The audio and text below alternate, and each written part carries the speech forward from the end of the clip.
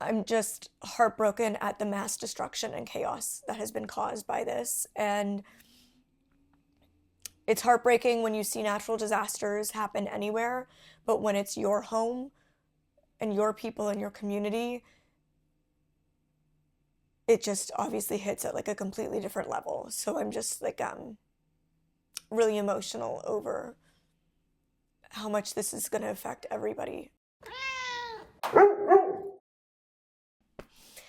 Well, this was not on my 2025 bingo card. This was not the video I planned to post today, because shockingly, nobody plans for a natural disaster.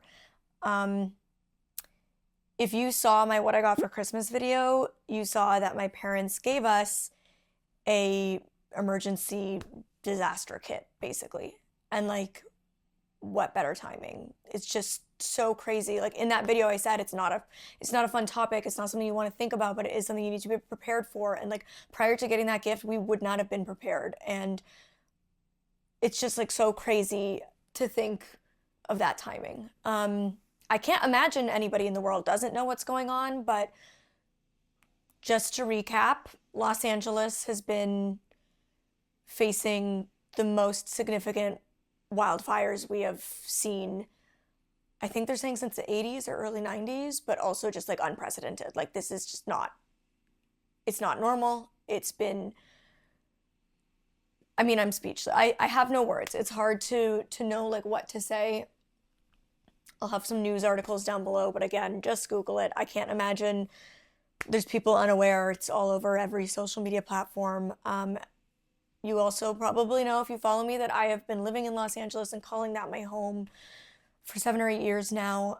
It is the city I dreamed of going to and living in since I was 5 years old. It is the place that is my home. Like, I love that city more than anywhere. And I know people love to hate on LA, but I love LA and I always have. This has just been the most surreal experience. I've talked about in the past the vulnerability of facing an emergency situation when you are disabled, and in my case, blind. When I was at the back of a 10,000 person stampede, or when like a fire alarm went off at my friend's house in the middle of the night and I didn't know where I was. I've had experiences where I've been put in that like fight, flight, or freeze, where you're just like facing this unimaginable thing that you can't prepare yourself for. But this is the first time that I've been a part of a natural disaster, and you see them on the news. We like narrowly avoided being in Hawaii for the Hawaii ones. I was literally supposed to be there on a work trip the next week, and the hotel I was staying at, the only road in and out was one of the main roads that was on fire. And I remember when that happened, just thinking to myself, thank God that like 1 week difference in time, this would have looked very different. And now we faced that experience in our own home, like in Los Angeles. And it was really weird because Tuesday, today is Thursday, you're seeing this on Friday, Tuesday was like this very weird day for my partner and I at home. Like, we were just having one of those days where everything just in our personal lives was like going wrong. You know, when you just feel like you're hitting a roadblock at everything you try. And we were like, wow, it's really windy outside today. But like, we're just thinking like Santa Ana winds. That happens in LA. We're used to getting very strong winds. That's not unusual this time of year. And we had literally on Monday just been talking about what beautiful weather we've had. And we looked at the weather report and we were like, oh, looks like sunny weather until we leave for our next work trip on the 20th. And then we were like, oh, windy. It's like, we didn't see that in the forecast. And we weren't really thinking much of it because we were so absorbed in our own issues that we were dealing with that day. And then his sister starts texting him about the fires. And we were like, oh, wait, what? And we start, like, this is kind of like midway through the afternoon. And we're like, oh, that's like really scary. But at the time, like, thankfully it wasn't anywhere too close to us. And we were kind of just like, I don't think like it's an immediate concern for us. We were just feeling like really drained by the day. We couldn't really like mentally think about that.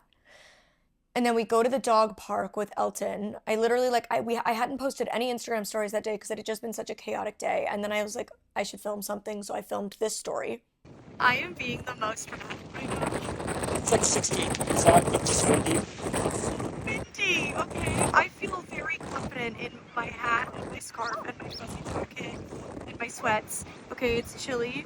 It's been one of those days where life feels apocalyptic. Like everything's going wrong and nothing's working out. And you're like, I think I need to like give up on the day and start again tomorrow. So if you're wondering, that's how my day is going. And then like maybe 10 minutes after that, Elton's like running around playing. And then what is it called? The transformer? Yeah, the electric transformer. Yeah, The exactly. the electrical transformer box thing at the park explodes, blows up. The bright blue flames, and we were like, okay, like stuff is starting to feel scary. Like it's feeling very dark and ominous. And we get in our car and like we're a block from home.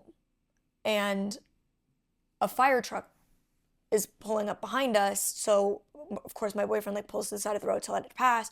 It passes us and stops literally in front of us because the electrical wires are smoking. And we're like, are these two things related? Are they separate? Either way, this is crazy. Let's just get home. Like this is starting to feel really scary. And we get home. He runs out because we had no food in the house because this is what's really crazy. Like his car, which is the only car we have, had just broken down. So it had been in the shop. So we didn't really have groceries in the house because we had eaten through all of the food that we had while we didn't have a car. I got the car that morning.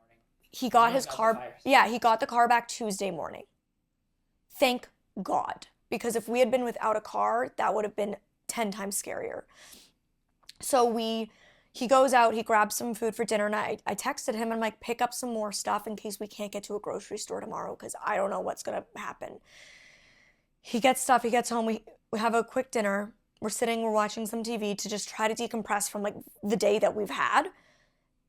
And all the power goes out halfway through the episode of Schitt's Creek that we were watching. And we were like, okay. Like I feel like that's truly when it sunk in. Yeah. And when we were like, Oh, it's it's here. here. It's us. It's us. And that is when we immediately started to pack. It's really funny because for me, blackouts are nothing. Like he starts lighting some candles and stuff, and we turned on some like battery operated stuff that we have, and I'm like, oh, it like doesn't matter for me. Like I'm fine. Don't bother. That was kind of cool. Yeah. So I start just like going around. We're like, okay, for basically like it's so weird when you're in that situation because you have to prioritize.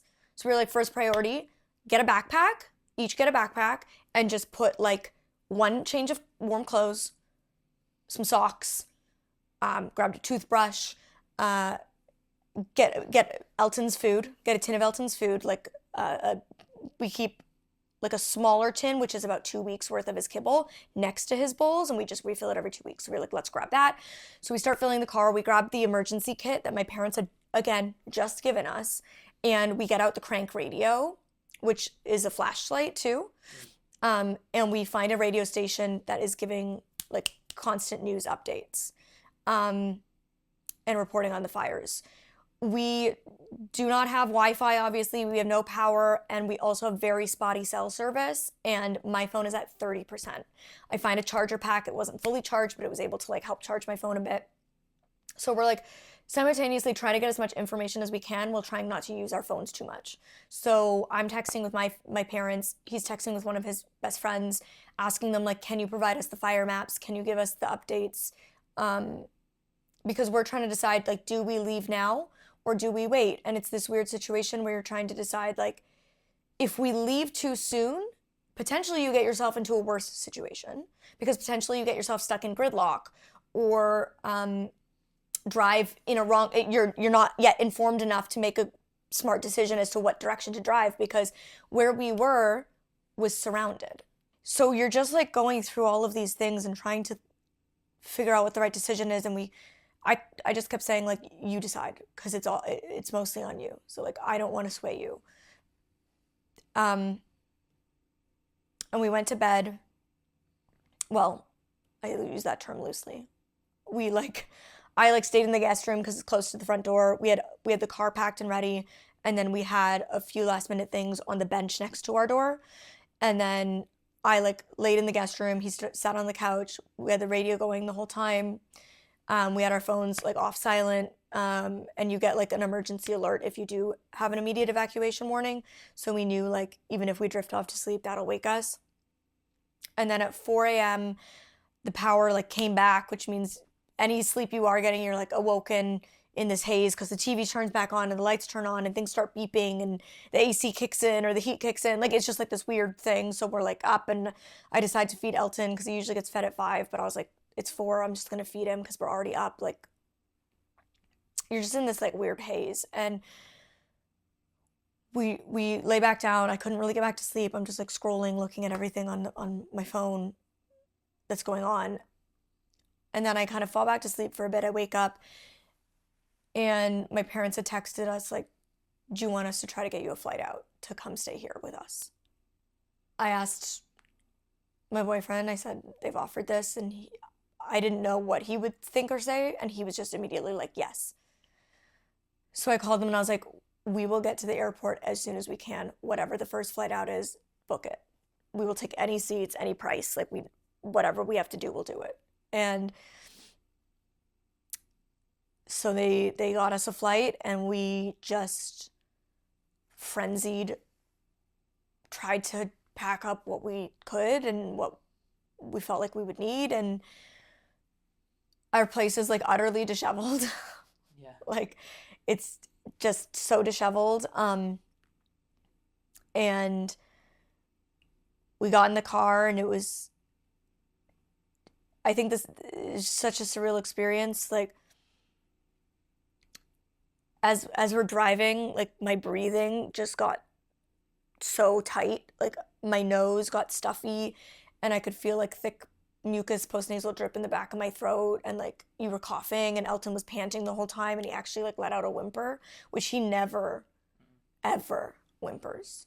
Like it was so strange, and it was just this literally like quality was so weird. It was just so orange. Yeah, the sun was orange, Really the sky's apocalyptic. gray. It literally just felt like the apocalypse, like constantly hearing sirens. And we made the choice to get out before it was absolutely necessary to, because we felt that it was the right choice for us to stay safe, and it's better safe than sorry. And so we chose to leave, and we are so lucky we did, because upon landing, our neighbor, who I had texted to let her know because we're close, like she looks after our stuff when we're away, and I told her, like, keep me updated, and like if you need to leave, be safe, like don't worry about us, like our place. And she had texted us like a picture of the map, and like our area was under evacuation, and it was gridlocked, and the police were coming in to help try to like mitigate the chaos of evacuation. And like the fire was so unbelievably like close to our place. And that's when we were like, okay, thank God that we left when we did. Thank God. We felt so validated in our choice to leave, because you question so much. You're like, am I making the right choice? Am I being overdramatic? You like go back and forth, and it's just so hard to make that final decision and pull the trigger. But in our heads, we were like, even if the fires aren't immediately in our vicinity, who knows if they will, if or when. The air quality alone is really awful. The Wi-Fi and the power coming in and out, like not knowing, it's just like you're living on pins and needles. You're living in this like hour to hour stress state. And we just didn't want that. And yeah, when we landed to see that, we were just like, thank God we left. And that was the point when you start to realize like, maybe our house will go. Like maybe all of our things will be gone. Like it just is like that weird realization. And thankfully at this point, we know that that's not the case. Like the fire in our area is under control and we're fine. But like it was just this really scary idea that like, wow, that could be us. And we came to my parents' place And this is just some footage that my mom took like while we were like in real time debriefing. Like this was just like what our conversation was when I was debriefing with them. But yeah, what I was saying is just like it's not real to me because everybody's in shock, right? Like situations like this, you're in shock. Everybody's like processing at different rates, but I can't see anything. Like I can't see the fires.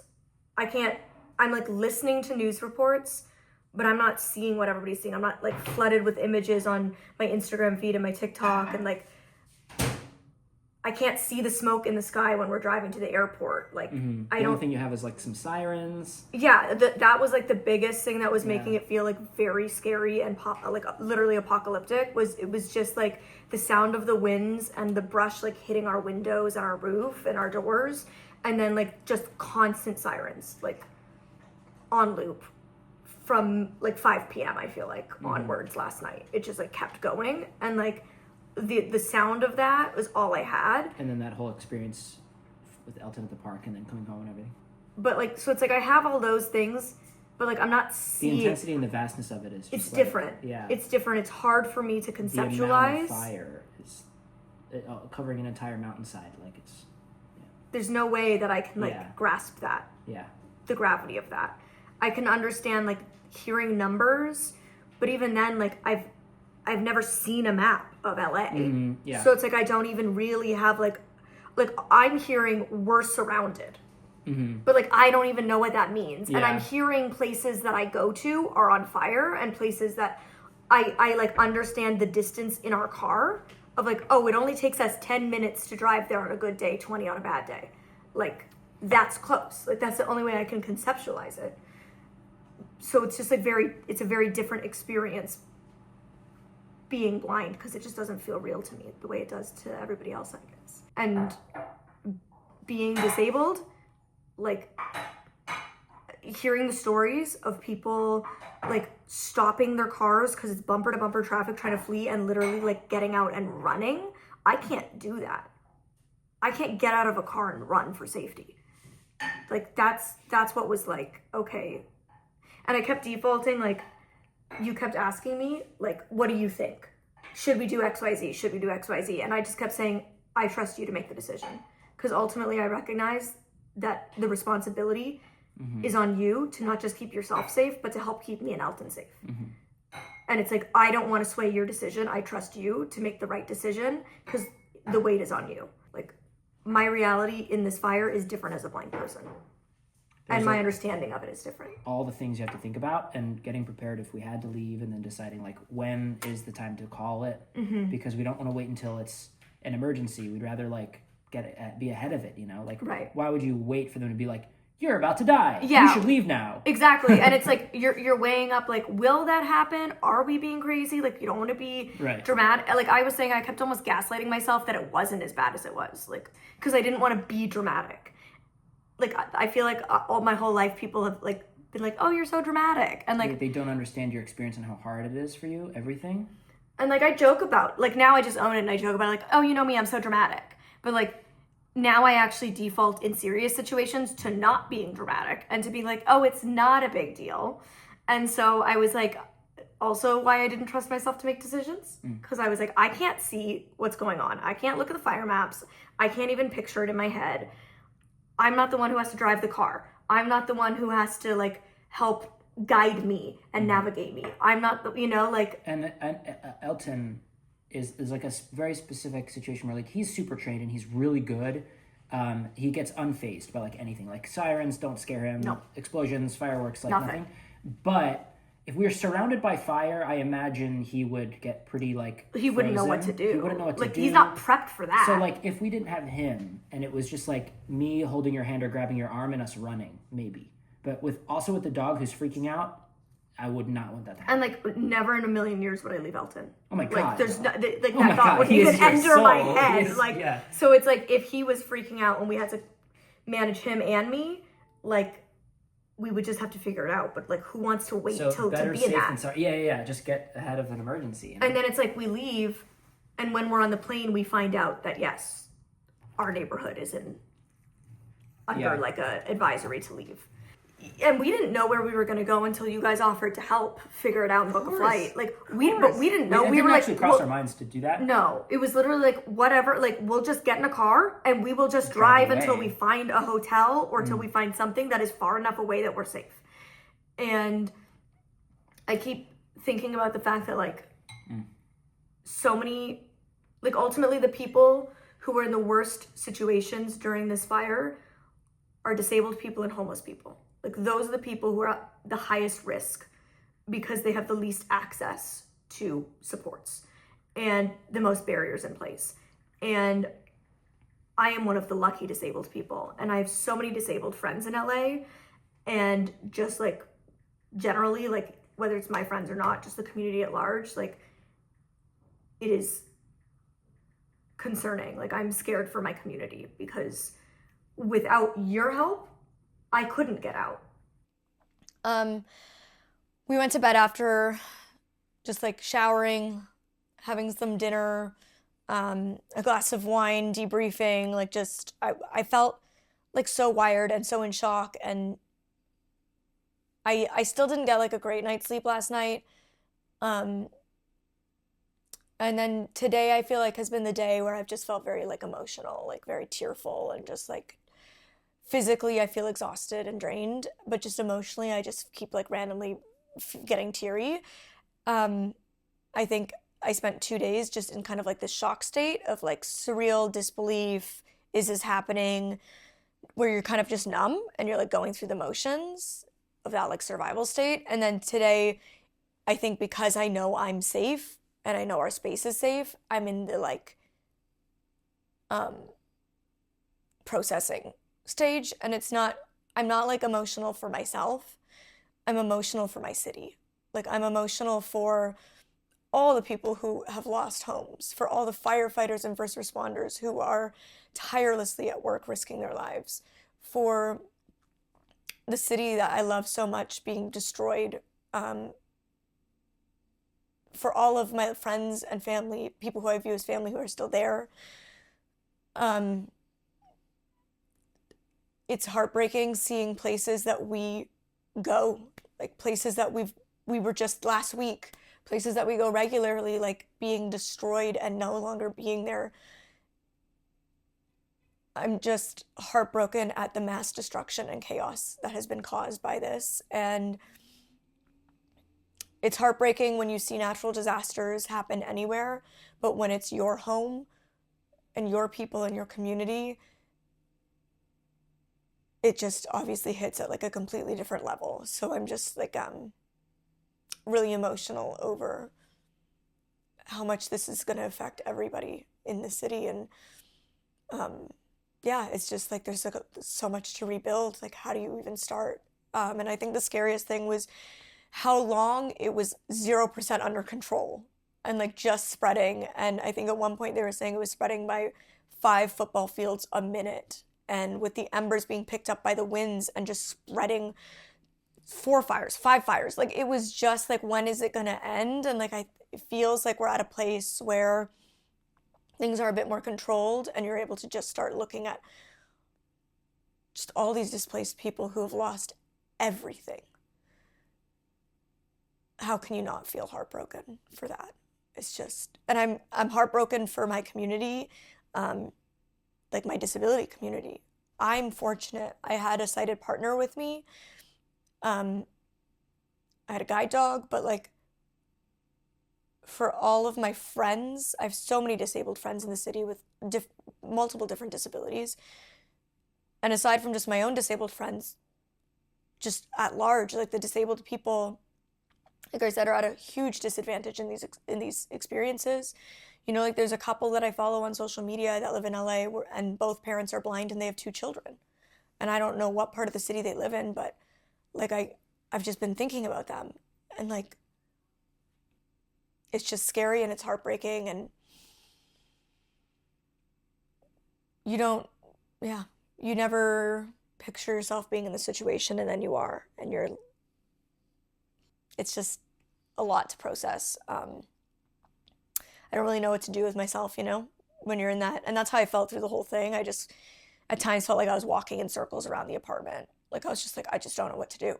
Like, Yeah. what do you do? What do you grab? What do you, like, it's just weird. And yeah, I don't know if I'll make any more content about this in the future as I gain different perspectives and like go through the motions. But for now, like I just want to share that I am safe, I am okay. That was my experience as one disabled person living in Los Angeles, facing the wildfires. Um, and just want to raise awareness for the fact that like for disabled people and experiences like this, like it is that much more vulnerable and at high risk. So please think of the disabled people in your lives when emergencies happen and how pre-plan, be prepared for how you can best help them. I'm going to leave some resources about disabled people and natural disasters down in the description box below that might be helpful to familiarize yourself with and just, again, like gain some perspective. And that's that. Thank you guys for watching. Please send all the love and support to the city of Los Angeles right now. Keep them in your prayers. All the love and good vibes. We need it. We're an incredible city of like strong, vibrant, creative, beautiful people. And I know we will rebuild, but it's going to be a long time. And feels like right now it'll never be the same. And that's just sad to see the city, you know, be changed forever. Yeah. Thank you guys. Love you.